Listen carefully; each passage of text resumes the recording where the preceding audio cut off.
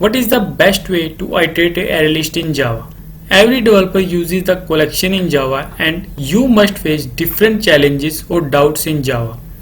Java provides several ways to iterate a collection. In this video we will discuss about the array list. But one question comes in mind, which is the best way to iterate an array list? Of course, each has own advantage and disadvantage.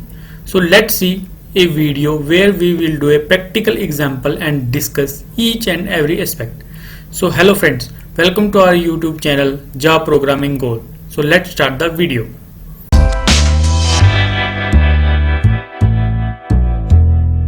To demonstrate an example, we will consider an example where we have a list of 10,000 student objects and a student class has 5 to 8 properties.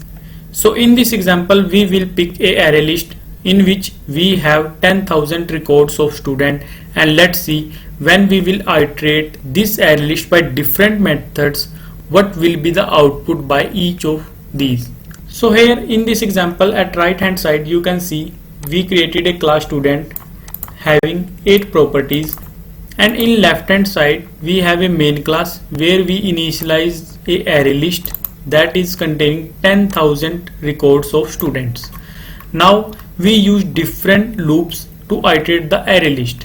First one is the enhanced for loop. Here we use nanoseconds to measure the time.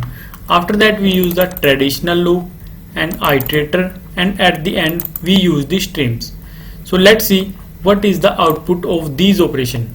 So as you can see the output, these operations are producing different output. Maybe when you will try this example it will produce different. But question comes in mind, which one is the best? Every approach has a advantage or disadvantage. So when we should use which one?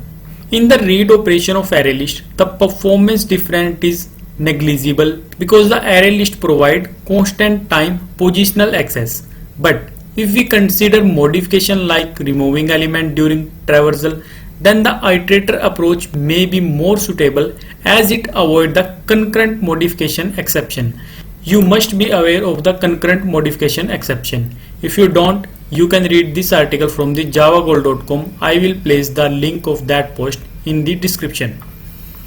And for read operation, using the for each loop is often the most readable and straightforward, but it doesn't offer any significant performance advantage over the traditional loop.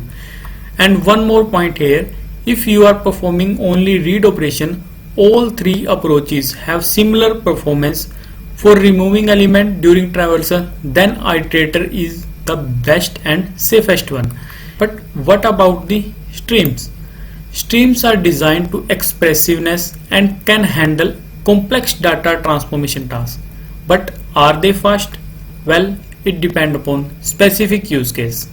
Stream introduce some overhead compared to a plain loop.